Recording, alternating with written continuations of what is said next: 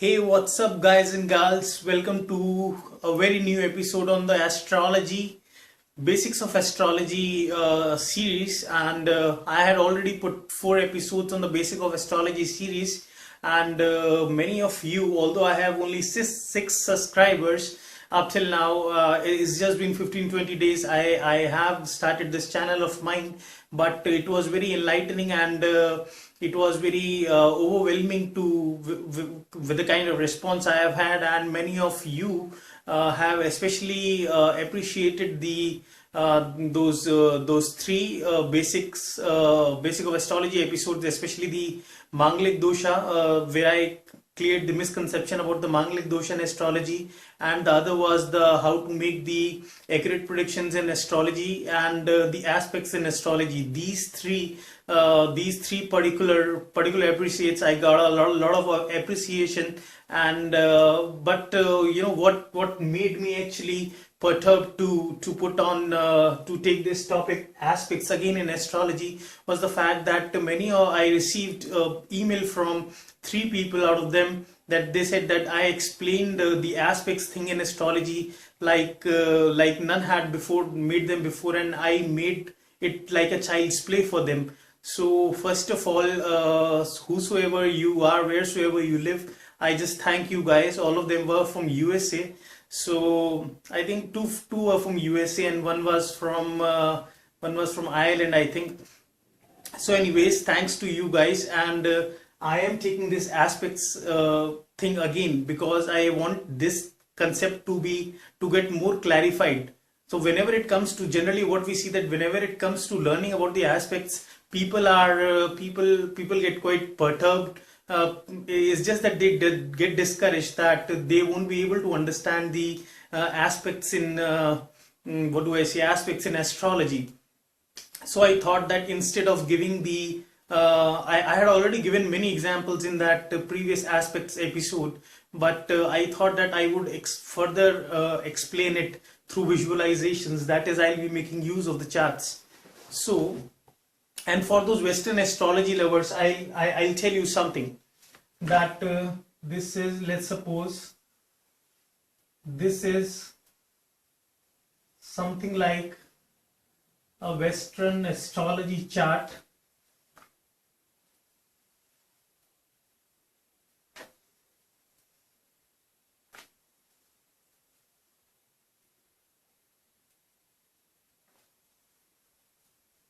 That comes up, and it is divided into the 12 sections because this is like a sky that is divided into the 12 sections because there are only 12 zodiac signs.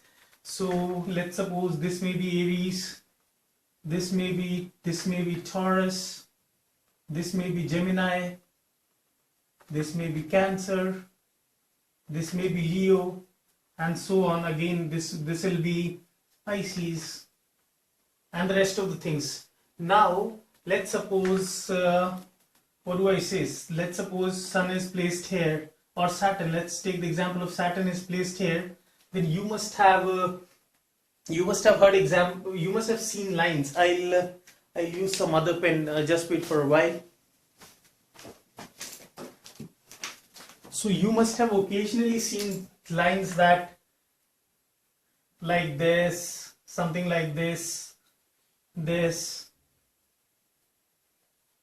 that Saturn aspects these places, or if you have a planet like Mars here, you would see lines from here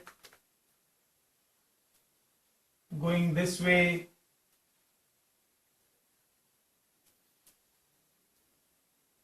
I'll mark it with the dotted lines.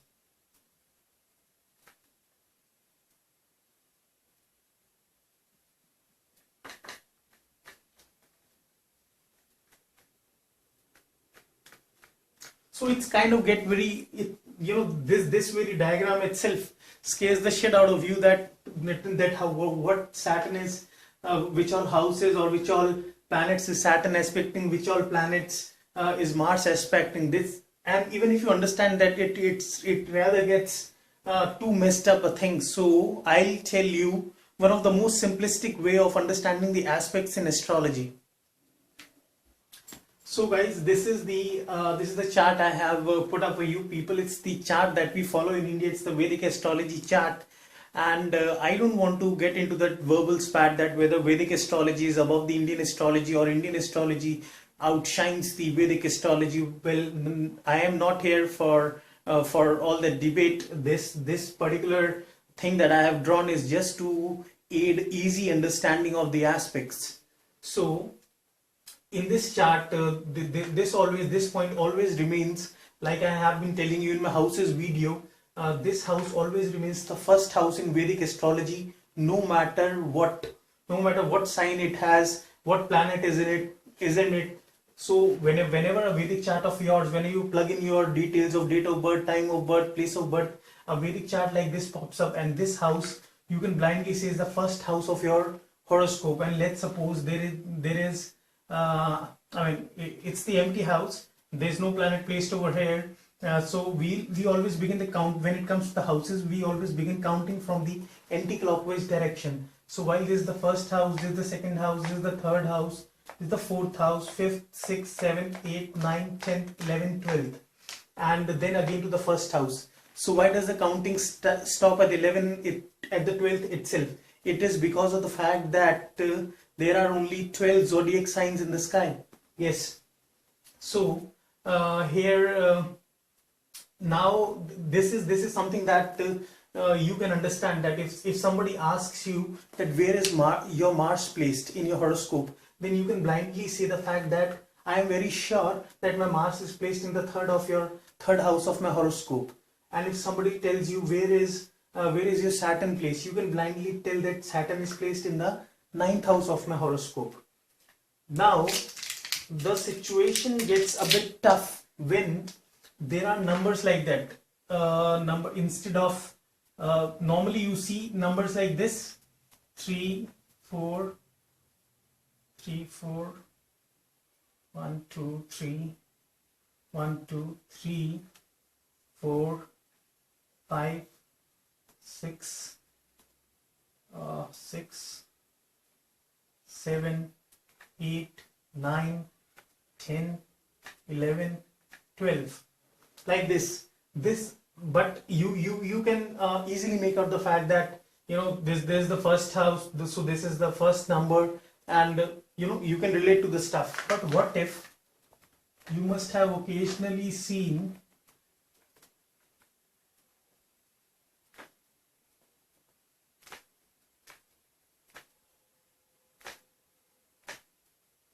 what if I put 5 over here, 6 over here, 7, 8, 9, 10, 11, 12, again 1, 2, 3, 4th.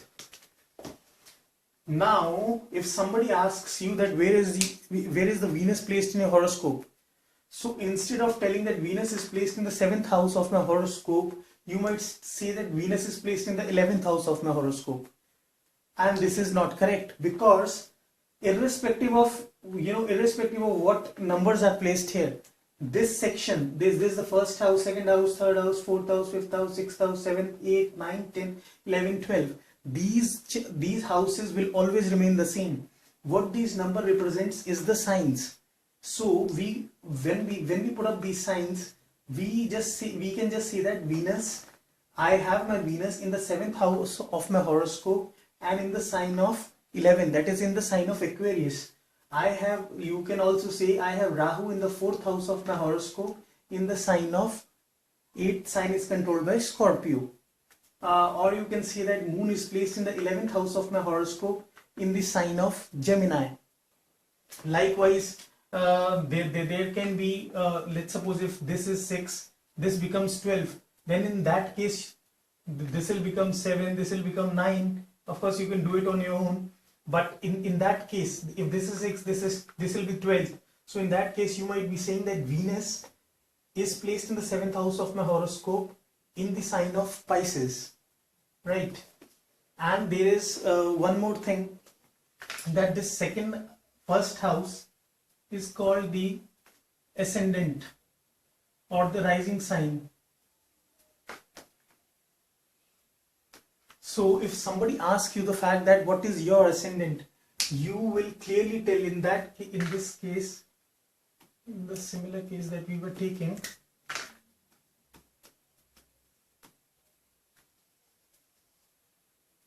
5, 6, 7, 8, 9, 10.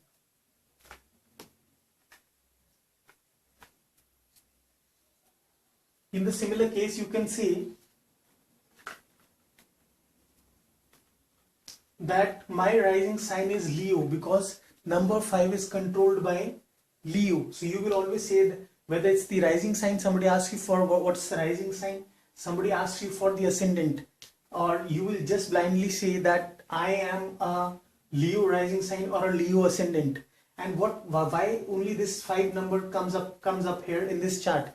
Why not? Does that mean that any number like 1, 6 cannot be the counting start from 6? Cannot it start from 8 itself? Well, of course it does. You must have come across many charts where here instead of number 5 it would be number 9. Then in the similar way, in case it's number 9, we will start the counting like this: 9, 10, 11, 12.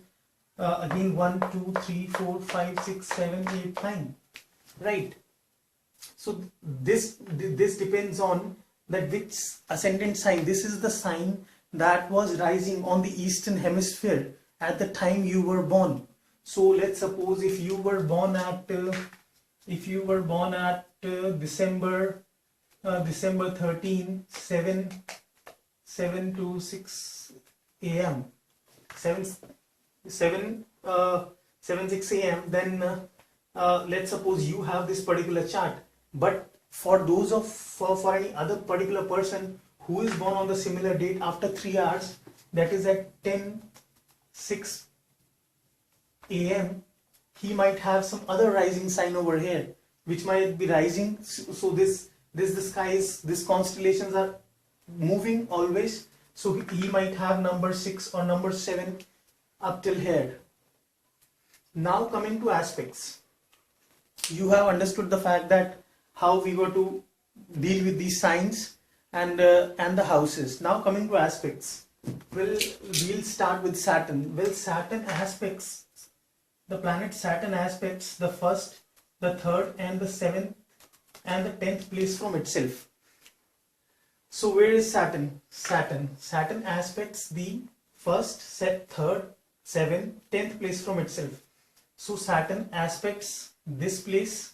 That is, we always start the counting from where the planet is placed. That is, Saturn aspects the 9th house, 3rd, 1, 2, 3.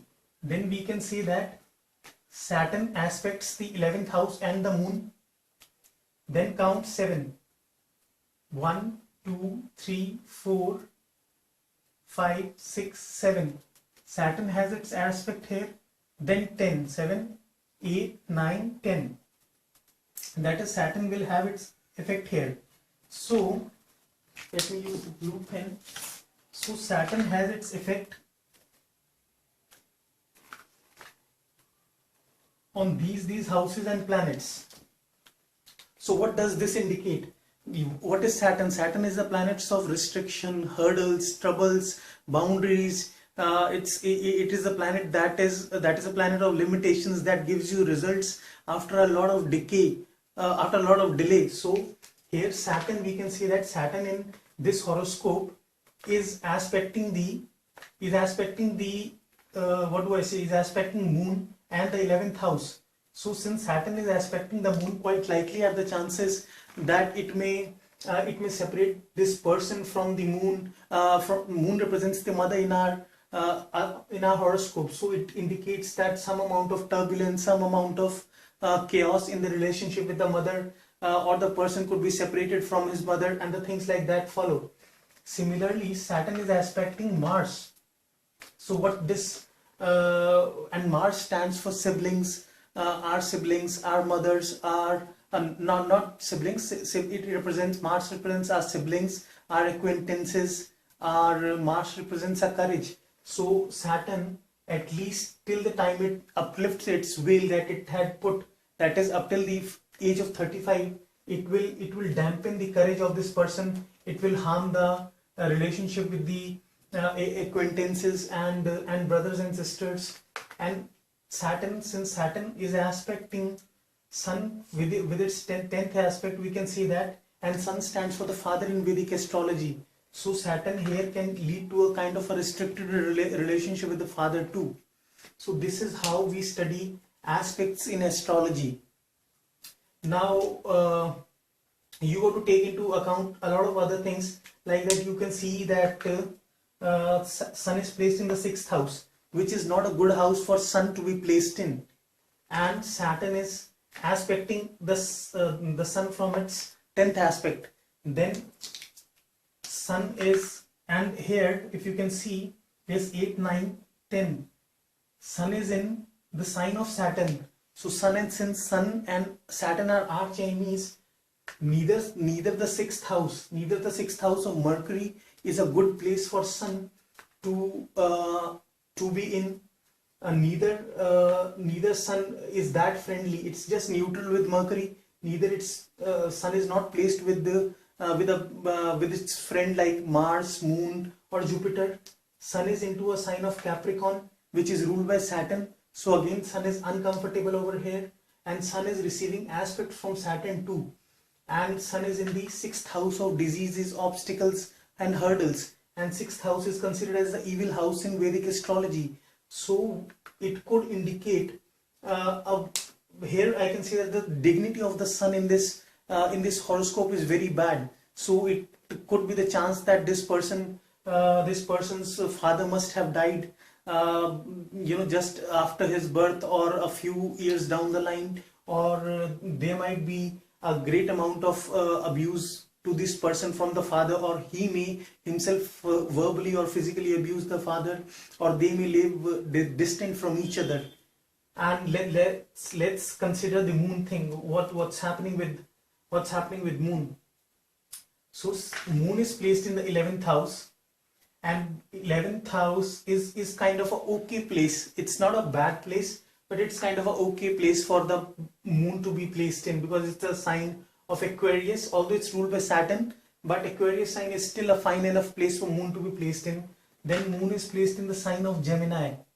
In the sign of Gemini, 3rd stands for Gemini, which is again a neutral place for a Moon to be placed in. Then it's receiving the 3rd aspect of Saturn. So we can say that even the relationship with the mother is also not good, but it would be at least better than that of the father. There will be difficulties for sure, because neither Moon is in a very good house, neither Moon is in a very good sign, neither Moon is neither Moon is in a very good house, in a very good sign, and it is receiving aspect from its arch enemy Saturn. So even the relationship with Moon is affected. Now let us see what is happening with Mars. Mars is in the 3rd house, and this is a brilliant house for the Mars to be placed in, as I have told it in the 3rd house episode. With people who are placed in Mars, they have all the courage in this world. And let's look at the sign. It's placed in the sign of Libra.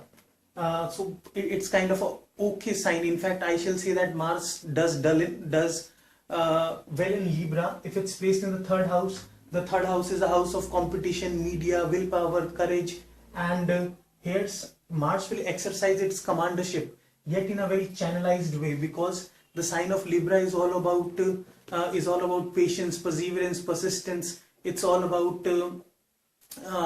having a positive outlook and a balanced outlook towards life. And then what is happening? Where is the Lord? It's in the sign of Venus. So where is Venus placed?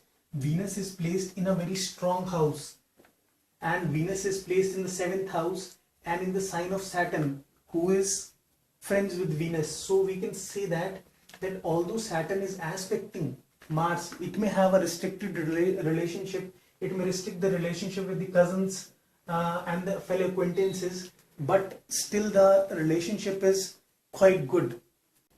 So guys, here I hope I have cleared this aspects thing to a certain extent. So guys, now up till now, what all we have studied, on the basis of it, we can say that the person's relationship with his siblings is better than that of his mom. Moon is better than that of the father.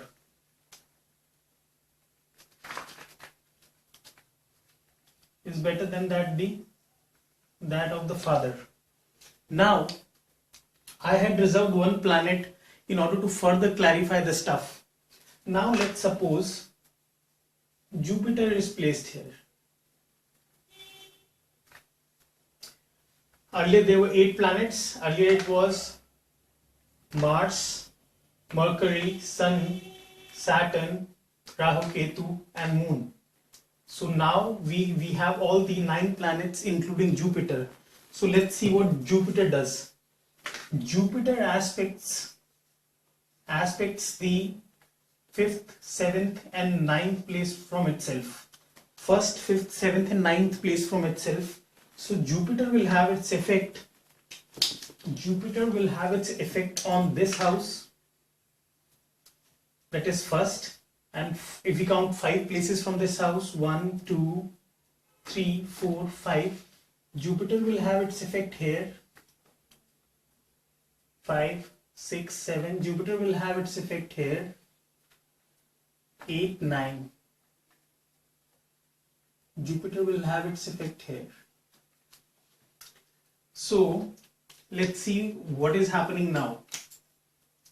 Now Jupiter is the planet of optimism. It's the planet, in fact, of over-optimism. It's the planet of luck. It's considered to be one of the most powerful benefics in Vedic astrology. That even if yours one house is badly spoiled and Jupiter is looking or aspecting that house, then most of the troubles associated with that house, he gonna take away all the troubles related to that house. Instead, he will bless you with all the things that are represented by that house. Or even if there's a bad planet in your horoscope who is receiving the aspect of Sun, who is receiving the aspect of Saturn, then if that similar planet is also receiving the aspect of Jupiter, then Jupiter is gonna erode the bad or the ill effect of Saturn on that planet. So let's see what Jupiter is doing here. Now let us analyze the relationship with the Moon. Now what is happening? Moon, as we said, that it's in a fair enough sign, not good, not too bad. It's in a fair enough house, not too good, not too bad. It's receiving the aspect from the Saturn, which is restricting the relationship with the mother. But now Jupiter is receiving the 5th aspect. Jupiter is receiving the 5th aspect from Jupiter. Moon is receiving the 5th aspect of Jupiter. So now the relationship, what was turning out to be a bad relationship with the mother, could actually turn out to be a good relationship. Or in fact, the severity of that bad relationship would be very minimal. Okay, and let's see where the Lord of this Moon is Lord of this house is placed. It's placed in the sign. It's placed in the 6th house, and Mercury is exalted in the 6th house. So it's going to further lift up the Moon. So it's going to further help. So this house or the Moon is going to prosper, right? Now let us look at what is happening with Mars here. Mars was placed in a very good house. Mars was placed in at least when Mars is placed in the 3rd house, it does well in Libra, at least when it comes to the professional relationships. So Mars is in a good sign as well. Mars is receiving aspect from Saturn, which is limiting the relationship with the brothers, sisters, the fellow acquaintances, the friends. That are all the things represented by Mars. Even the courage of this person would be dampened till the age of 30 to 35. That is when the Saturn kind of calms down its ill effects.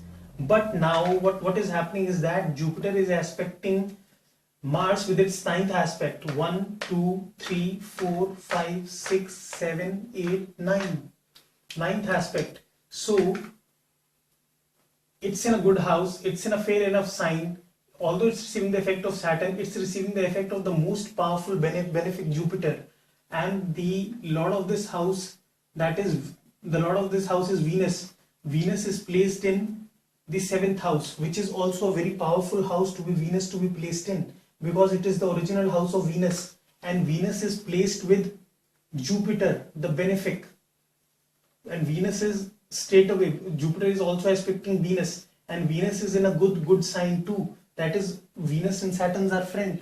So this, what, irrespective of Saturn affecting the Mars thing, this third house, this total third house of this person and the relationship with the siblings would turn out to be very good. Now let's see what's happening with Sun. In the Sun, Sun is not placed in a good house. Sun is placed with Mercury, kind of a neutral planet for Sun. Sun is placed in a bad sign, that is, it is placed in Capricorn. Sun is receiving an aspect from Saturn. Sun is not receiving an aspect from Jupiter. And the lord of this house, Saturn, the lord of this house is Saturn. Saturn is placed in the 9th house. So to an extent it is good, but not that good as Moon, as Mars. So likely are the chances that this relationship of father will still suffer, because neither it's a good house, neither it's a good sign, neither it's a good planet that is placed with Mars, neither Jupiter, a benefic like Jupiter, is aspecting Sun. So while the presence of Jupiter in this house will actually calm down the negative effects of Saturn, will counteract the negative effects of Saturn on Moon and Mars. But since Jupiter is not aspecting the Sun, the benefic Jupiter, since it is not affecting the Sun, the relationship with the father will be bad, while that with the cousins will be too good, and while that with the mother would be above average kind of a relationship. So this is how, friends, we decipher out the things, decipher out the aspects in Vedic astrology. I hope the lesson that what I just taught you was enlightening for you people. Still, I'll make efforts to make my episodes better than what I have been making in the past. And any of the suggestions, any of the complaints, anything that you want to say, please do connect me on my Facebook page, or you can drop in a comment down below in the video. So till then, this is your host RISHU signing off. We'll be soon coming up with the new topic in Vedic astrology. So till then, this is your host saying namaste to you. Till then, goodbye. Love you.